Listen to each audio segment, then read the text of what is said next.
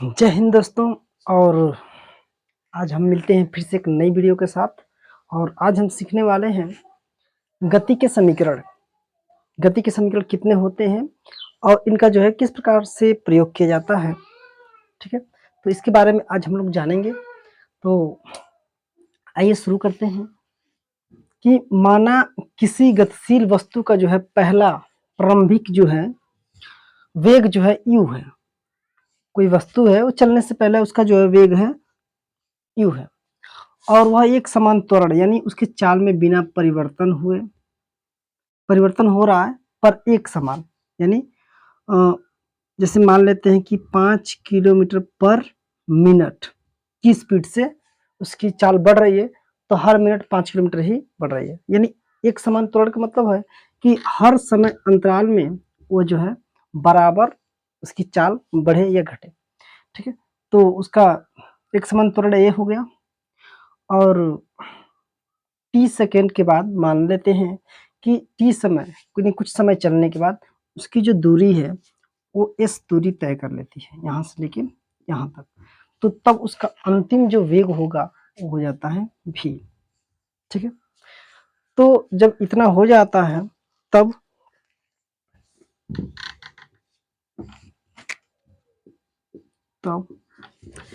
एक सेकेंड में तय की गई दूरी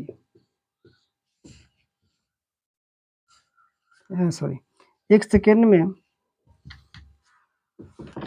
में वस्तु के वेग में वृद्धि कितना हुआ।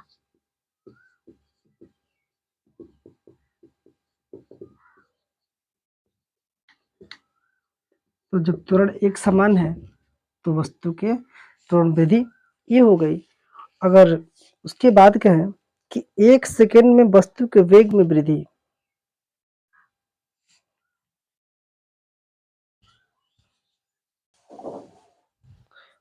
एक सेकेंड में वस्तु के वेग में वृद्धि ये हो जाता है, तो इसलिए टी सेकेंड में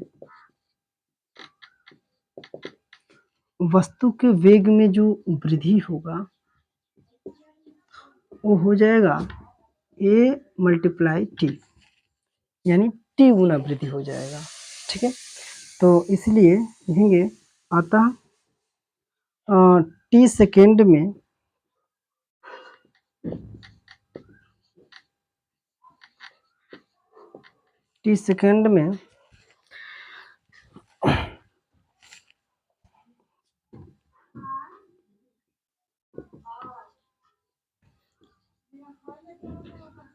वस्तु के वेग में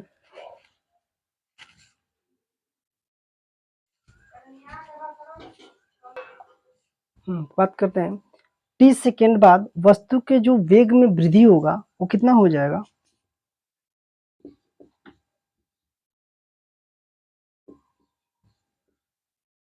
यानी वस्तु का वेग कितना हो जाएगा, यानी v कितना हो जाएगा, वो हो जाएगा प्रारंभिक वेग और प्लस क्या हो जाएगा, वेग में वृद्धि।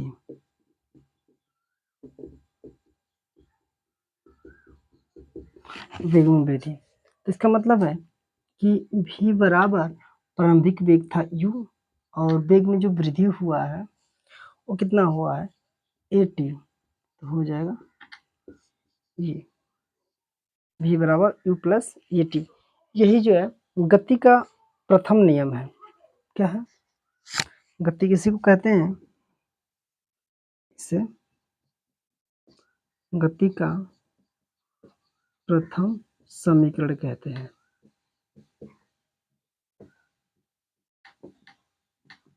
गति का प्रथम समीकरण क्या है, v बराबर u प्लस at।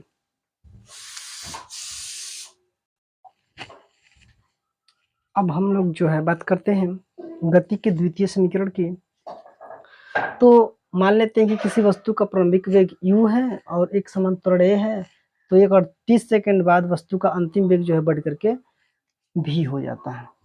ठीक है, और इसीलिए जो है एक सेकंड में वस्तु का वेग में जो वृद्धि होगा वो होगा ए, क्योंकि त्वरण ए है। गति प्रारंभ होने के 1 सेकंड बाद वस्तु का वेग क्या होगा? तो प्रारंभिक वेग u है, 1 सेकंड बाद की बात करें 1 सेकंड, तो 1 सेकंड में a ही बढ़ रहा है तो u प्लस ए हो जाएगा। और गति प्रारंभ होने के 1 सेकंड जो है पहले की बात करें तो अंतिम वेग हमारा v है, तो इसमें से 1 सेकंड पहले यानी हर सेकंड अगर a ही बढ़ रहा है तो a ही तो घटाएंगे, तो v में से a घटा देंगे तो इतना हो जाएगा। अच्छा, ऐसे ही 2 सेकंड बाद भी बात करें तो कुछ इसी प्रकार के आएंगे, ठीक है। और 3 सेकंड बाद भी करें तो यानी कि औसतन जो त्वरण है उसका वो एक समान ही जो है हमेशा रहेगा। इसलिए इसका जो है वस्तु का औसत वेग निकालें।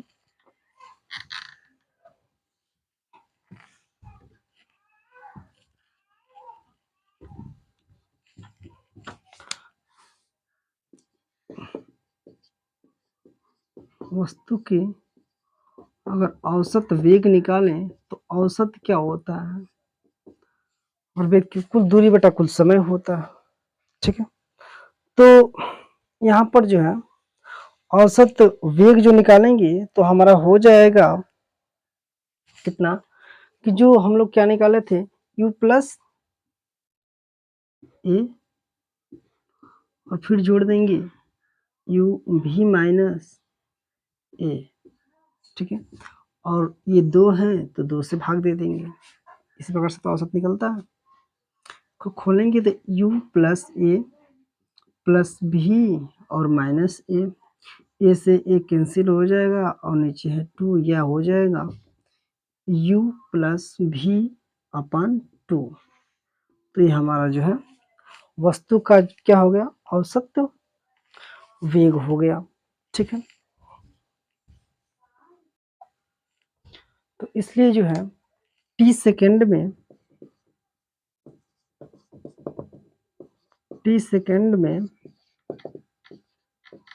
वस्तु द्वारा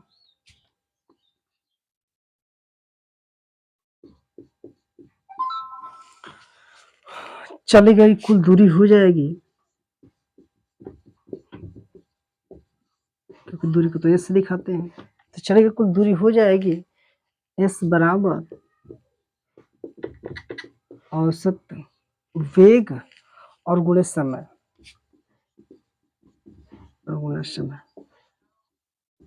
ये हो जाएगा हमारा। तो देख रहे हैं कि हमारा औसत वेग जो है हमारा ये यहाँ पे लिखेंगे u प्लस भी और बटे में 2, ये हो गया। और कितना, और टी समय की बात करें यहाँ से तो यहाँ पर टी समय के बाद, ठीक है, इतना हो जाएगा हमारा। टी सेकंड में वस्तु द्वारा कितनी दूरी तय की गई, इतना हो जाएगा, है ना। तो इसको मिटाते हैं। अब जो है गति के प्रथम समीकरण से क्या है, v बराबर u प्लस ए टी,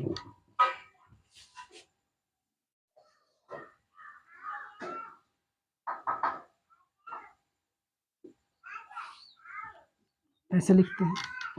गति के प्रथम समीकरण v बराबर u प्लस ए टी से v का मान यहाँ पे लिख लेते हैं, समीकरण 1 में रखने पर, ठीक है। तो रखते हैं, नीचे वाला मिटा देते हैं।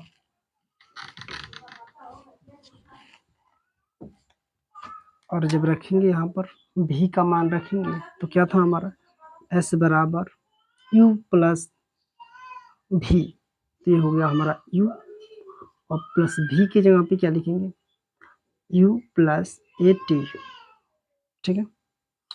और ये सबके नीचे जो है 2 था और मल्टीप्लाई हो जाएगा t, या इसको क्या कर सकते हैं u मिल करके 2u प्लस ए टी और इस टी का यहाँ पर मल्टीप्लाई करेंगे तो यहाँ भी आएगा क्योंकि ये ब्रैकेट के अंदर था, और यहाँ पर टी स्क्वायर आएगा, और यहाँ सभी के नीचे जो है वो है 2।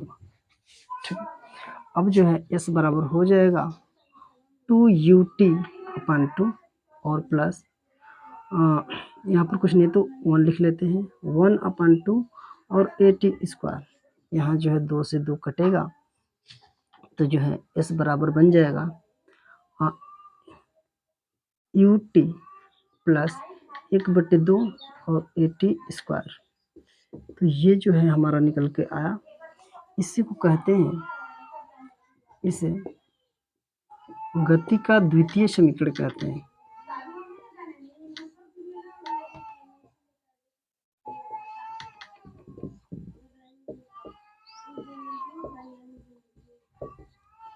गति का ये दूसरा समीकरण है। ठीक है, तो इसको कॉपी कर लीजिए। बात करते हैं तीसरे समीकरण की।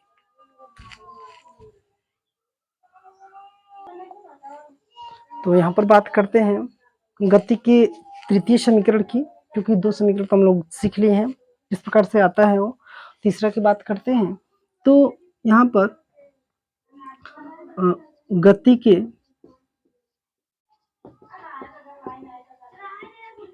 प्रथम समीकरण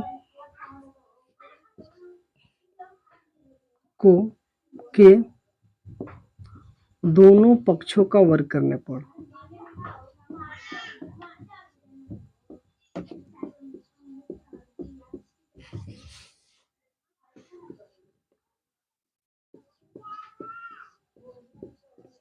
दोनों पक्षों का वर्ग कर, पहला क्या था, v बराबर u प्लस ए टी, तो इसका भी स्क्वायर करते हैं और इसका भी स्क्वायर करते हैं, कितना आएगा, v square u a square और प्लस b स्क्वायर और प्लस 2a और ये b। ठीक है, तो इसको अगर ऐसे लिखा जाए तो हो जाएगा u square plus a square t square plus 2u/a/t। ठीक है, ये हो गया। अच्छा, अब इसको जो है बल्कि कुछ इस प्रकार से लिख लेते हैं, आसान रहेगा कॉमन करने में। 2u/a/t और प्लस a स्क्वायर और t स्क्वायर को यहाँ लिख लेते हैं। ठीक है, a square b square a, अब दोनों से जो है कॉमन करते हैं, u स्क्वायर हो गया, और यहाँ से कॉमन कर लेते हैं 2a कॉमन करेंगे तो यहाँ जो बचेगा वो बचेगा ut, और यहाँ पर जो बचेगा क्योंकि इसमें 2 था नहीं तो कॉमन कर लिए, तो 1/2 से मल्टीप्लाई कर देंगे, और ये कॉमन कर लिए तो एक a बचेगा, और t कॉमन नहीं किया तो t स्क्वायर बचेगा, ये हो जाएगा। अब जो है यहाँ पर लिखेंगे कि द्वितीय समीकरण से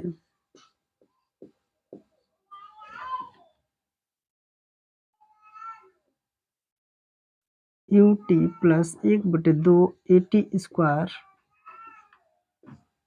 बराबर जो है s रखने पर